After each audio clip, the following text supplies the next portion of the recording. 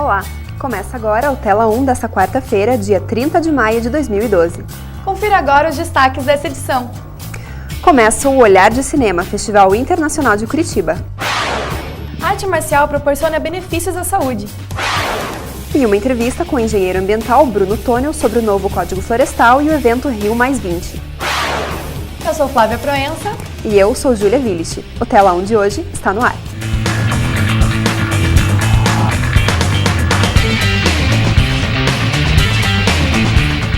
Começou nesta semana o Festival Internacional de Curitiba. O evento vai até a próxima segunda-feira. Confira na reportagem a seguir. A primeira edição do Festival Internacional de Cinema de Curitiba acontece durante essa semana. A edição é chamada Olhar de Cinema e uma das ideias é proporcionar o acesso das pessoas ao cinema independente. Trazer filmes que jamais seriam passados nas salas comerciais aqui de Curitiba, porque elas são naturalmente, como todo lugar, dominada pelo cinema hollywoodiano, né? Então, dá vazão para esses filmes, dá espaço para esses filmes, dá voz para esses filmes que muitas vezes são filmes muito mais arriscado, muito mais inovador. O evento é gratuito e atrai um público diversificado. Mariana já assistiu 3 filmes do festival e diz que gostou da experiência. Como cinema experimental bem legal, é uma experiência diferente, principalmente no olhar de cinema digital. Eu achei que tem bastantes reflexões sobre isso. Além dos filmes, o festival também proporciona debates, oficinas e seminários que envolvem o cinema experimental. E quem vem assistir aos filmes deve se preparar para uma boa reflexão. Eu achei que é uma experiência que você tem que ir preparado para refletir. Não adianta você sentar lá e achar que é um filme que você vai ver rapidamente ou que é um negócio que você vai assistir, se divertir, tá pensando, sei lá, na conta para pagar, que não é. Você tem que sentar e estar compenetrado naquilo. Os 3 filmes que eu vi foram assim e acredito que os outros vão ser também. O Festival Internacional de Cinema de Curitiba busca exibir filmes independentes com caráter inovador e que proporcionem a reflexão do público. E um dos locais em que estão sendo exibidos os filmes é aqui na Cinemateca. Além da Cinemateca, os filmes também são exibidos no Espaço Itaú de Cinema e no Museu Oscar Niemeyer. Para mais informações, acesse o site olhardecinema.com. Tribunal de Contas do Paraná libera a licitação dos radares em Curitiba. Com isso, foi suspensa a decisão da liminar que suspendia a compra de equipamentos de fiscalização eletrônica pela Prefeitura. O processo prevê a compra e instalação de lombadas eletrônicas e radares em mais de 200 pontos da cidade, mas ainda não existe data definida para os equipamentos entrarem em funcionamento. E o Tela Periferia de hoje foi a um evento em homenagem ao Dia da África e conversou com a socióloga Marcilene Garcia e o professor de Filosofia e História da África, Paulo Borges.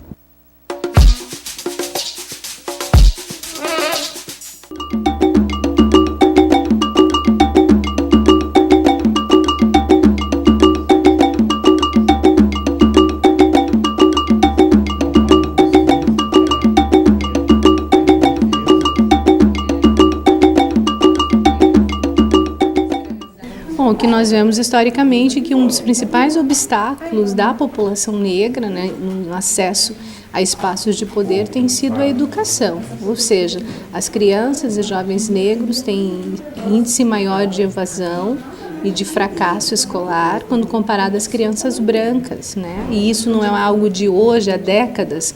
Nós vemos que a escola, a forma de educar da escola tem favorecido com que jovens e crianças negras se sintam menos incluídas naquele espaço. E ao mesmo tempo o reconhecimento da escravização, que durou por mais de 350 anos, ou seja, como que o país também, do ponto de vista histórico, tem dívidas e essas dívidas precisam ser reparadas e compensadas. De que forma? Com uma educação que valorize a diversidade, com programas de ações afirmativas que possam incluir a população negra, seja no ensino superior, mas também ações afirmativas na área da segurança, na área da saúde, na área do emprego.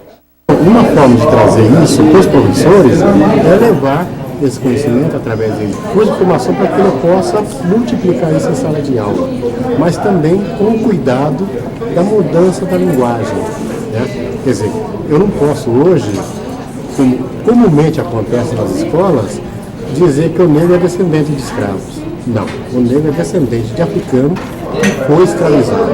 É diferente. Essa mudança de postura, de olhar no espaço escolar, da linguagem, enfim, das atitudes que se traz para o ensinamento do professor, vai ter um impacto muito positivo para o nosso aluno negro, por exemplo. Ou seja, essa informação favorece também a autoestima desses indivíduos, mas também o reconhecimento da população não negra de que o país é este país também e, sobretudo, em função da participação da população negra em todos os processos. O Ministério Público abriu um inquérito para investigar a TIM. Isso porque, recentemente, o número de reclamações dos consumidores do operador aumentou. Nos próximos dias, a Agência Nacional de Telecomunicações, a Anatel, e o Procon devem apresentar relatórios de qualidade e queixas de clientes. O promotor responsável pelo caso, Maximiliano Ribeiro, deliberador, não descarta a possibilidade de conseguir uma liminar que impeça a venda de novas linhas da operadora. A TIM alega que vem investindo na expansão de sua rede e está buscando normalizar a situação. Vamos falar do tempo. Curitiba amanheceu ensolarada nesta quarta-feira, mas amanhã o tempo deve mudar. O céu fica com muitas nuvens e pode chover o dia todo na capital. A temperatura fica entre 13 e 17 graus. No litoral, também muitas nuvens e pancadas de chuva. A mínima é de 15 graus e a máxima de 20. O Atlético Paranaense vai receber verba para a conclusão das obras na Arena da Baixada para a Copa de 2014. Em primeira votação, a Assembleia Legislativa do Paraná aprovou o projeto de lei que autoriza o governo do estado a fazer o empréstimo do BNDES para o clube. O texto da proposta permite o empréstimo de 130 milhões e estipula que a dívida seja paga com o desconto da cota mensal que o estado do Paraná recebe da União. No momento, a negociação envolve apenas o governo do estado e o BNDES. Após a liberação do empréstimo, o valor será repassado ao Atlético Paranaense. Vamos mudar de assunto. Com a influência do conhecido Kung Fu, o Pacua é uma boa alternativa para a prática de atividade física. Essas e outras lutas trazem diversos benefícios para a saúde dos praticantes. Procurando uma atividade para melhorar sua confiança e autoestima, muitas pessoas se voltam para a prática de lutas. O Pacua é uma arte milenar chinesa que possui fundamentos do conhecido Kung Fu. Essa escola trabalha com 9 modalidades diferentes, sendo que 4 delas praticam com mais atenção o lado físico, proporcionando exercícios aeróbicos e anaeróbicos. Mas não é só isso que atrai as pessoas para a escola. Há também a busca por outros benefícios, como para a saúde e o condicionamento físico. Os principais benefícios para a saúde que a gente tem na escola são o trabalho contínuo dos exercícios aeróbicos, dos exercícios anaeróbicos, aliado ao trabalho de desenvolvimento dos alongamentos, que vai possibilitar ao longo prazo uma saúde melhor e uma velhice mais saudável, possibilitando que a pessoa consiga fazer melhor os seus movimentos. Estou indo para o 5º mês de treino de Pacua e o condicionamento físico melhora muito. Você sente no dia a dia, no trabalho, tem mais disposição. Aqui, além de ter uma melhora do condicionamento físico, os alunos aprendem defesa pessoal. Para aqueles que querem uma alternativa das academias, as lutas, como o Pacua, são uma boa opção de atividade física. As lutas desenvolvem tanto a porção física quanto a porção motora. Ou seja, a imprevisibilidade da luta, seja ela qual for, desenvolve variabilidades motoras muito mais até do que a própria academia em si, que tem um elemento de motricidade muito pequeno. A gente tem hoje uma grande... Estamos aqui no estúdio com o engenheiro ambiental Bruno Tonel Otsuka, da Secretaria do Meio Ambiente de Araucária. Ele vai conversar com a gente sobre 2 assuntos que estão em destaque no país. O novo Código Florestal, que está em medida provisória e aguarda a decisão do governo. E o Rio+20, evento da ONU do país sobre a sustentabilidade. Então, Bruno, a gente teve sexta-feira passada a divulgação, da presidente Dilma sobre as mudanças no novo Código Florestal, os vetos. E assim, no total foram 12 vetos. Você acha que foram importantes para o meio ambiente, que quem está com a razão, os ruralistas? O Código Florestal ele já está em discussão há algum tempo. É uma queda de braço entre 2 posições aí no país fortes, que são, de um lado, os ruralistas, que têm forte poder econômico no país, e os ambientalistas, que hoje têm um lobby muito grande de maneira internacional. E é claro que cada um quer defender as suas... o que eles defendem, o que eles trabalham.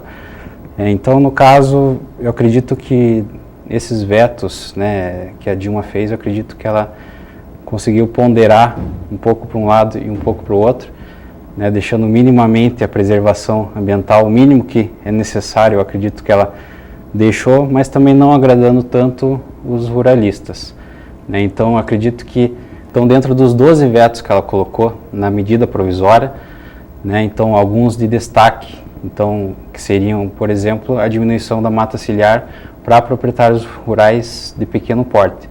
Então, ela teve essa questão social, né, de defender esses pequenos agricultores, porém manteve a mata ciliar entre 30 e 100 metros para os grandes agricultores, né, que têm um poder aquisitivo melhor. Então, ela tentou ponderar a questão social com a questão econômica também do país. E, Bruno, hoje a Dilma fez mais uma modificação, que diz respeito a espécies exóticas na mata ciliar. Nas alterações que ela fez na segunda-feira, na medida provisória, ela colocou que a recuperação da mata ciliar poderia ser feita com espécies exóticas também. Tá? E agora, hoje, né, no caso, foi derrubado isso daí, então, dizendo que só poderiam ser feitas essa recuperação dentro de pequenas propriedades, também tentando ajudar o pequeno agricultor, que hoje equivale a 90% da quantidade de propriedades no país. Os ambientalistas, por outro lado, eles queriam que isso não fosse permitido em nenhuma hipótese, porque o pinus, como um grande exemplo utilizado no país, ele é bastante agressivo na mata, ele consegue tomar conta da mata fortemente. E mudando um pouco de assunto, o que você sabe sobre o evento Rio+20 da ONU, que tem a ver também com essa questão da sustentabilidade, do meio ambiente? O Rio+20 ele tem como coração o protocolo de Kyoto, que foi assinado pela maior parte dos países, né, menos a China e os Estados Unidos, que acabaram não entrando. E ele está, ao longo do tempo, perdendo a sua força, porque os países desenvolvidos eles se sentem injustiçados, porque eles têm metas mais agressivas de redução do que os países em desenvolvimento ou países pouco desenvolvidos. Então, países como o Canadá, por exemplo, ele já deixou o protocolo de Kyoto, países como a Itália e o Japão também acenam para essa saída, né, não renovação do protocolo de Kyoto, porque 2012 é a finalização das metas deles. Então, essa discussão é bastante importante para que tenha essa argumentação, para que todos os países eles sejam beneficiados não, eles tenham uma justiça entre as metas que sejam colocadas no protocolo novo que deverá ser feito.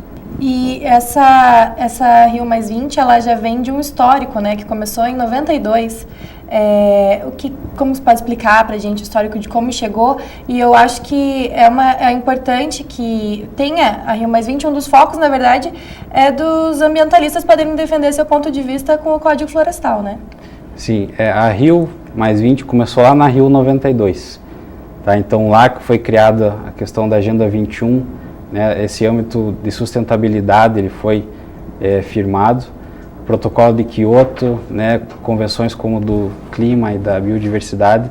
Então, a Rio 92 foi o pontapé inicial. Depois, ao longo do tempo, foram feitos vários eventos, como a Rio+10, em 2002, que foi firmado esse compromisso dos países, e agora a Rio+20. Né? Então, infelizmente, ele acabou perdendo força nos últimos anos por causa dessa questão, né, que os países não viram que não seria possível cumprir as metas. Obrigada, Bruno, pela sua participação. Obrigada. Telão de hoje fica por aqui. Nós agradecemos a sua companhia e amanhã estamos de volta. Até amanhã. Até lá.